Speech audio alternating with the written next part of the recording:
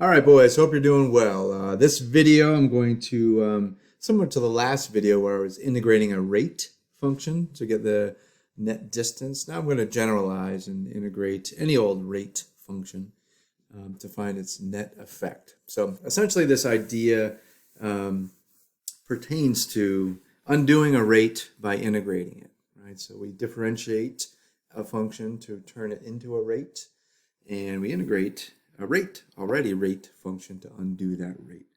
So this is an old AP problem we're going to use as a springboard for conversation. So I'll give you a minute to read it.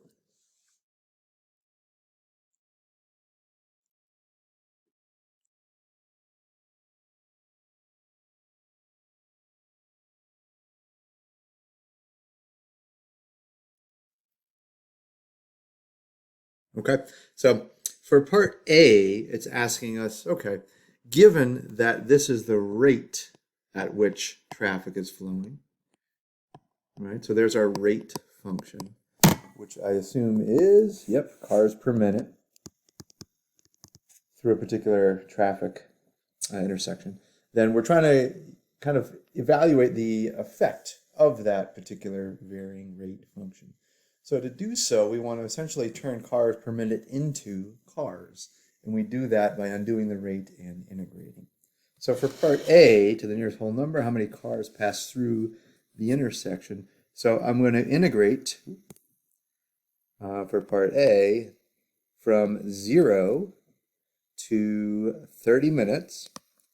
I'm going to find by integrating or undoing the rate at which those cars are in fact flowing through.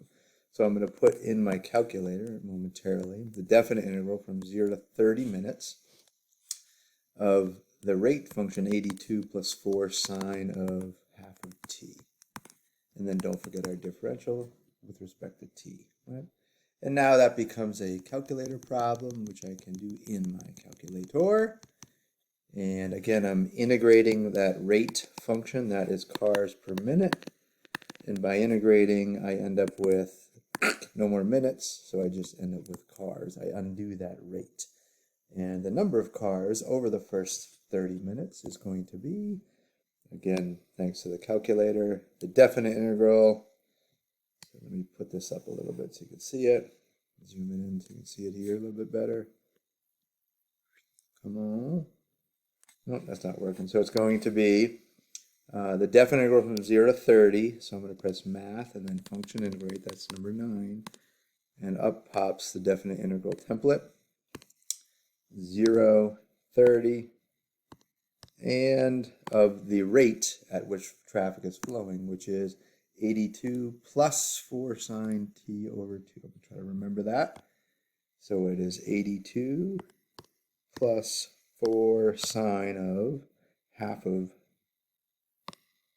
t or x or whatever we want to call that variable. And since I call it an x there, I'm going to integrate with respect to x. 82 plus 4, yep, that's correct.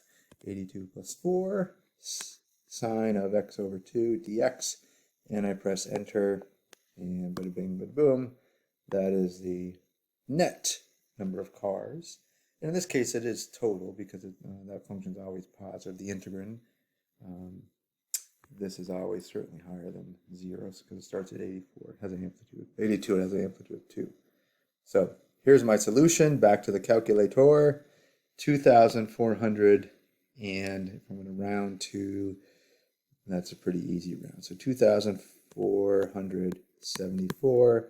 And it was cars per minute, but I integrated that rate. Therefore, I'm just left with the net effect of that varying rate, which is a number of cars. Okay?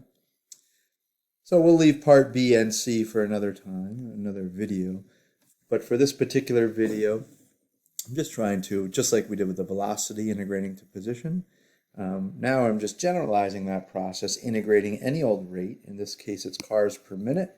And when I do integrate that, I get rid of the per unit, in this case per minute. So it just gives me the net effect, the number of cars that have indeed passed through that intersection, in this case from 0 to 30. Okay, so I hope you enjoyed that video. It's a short one. I'll be looking forward to seeing you guys in live class or extra help sessions. Call or email or text or Zoom or FaceTime anytime. if you do have questions. Hope you're doing well. See you soon.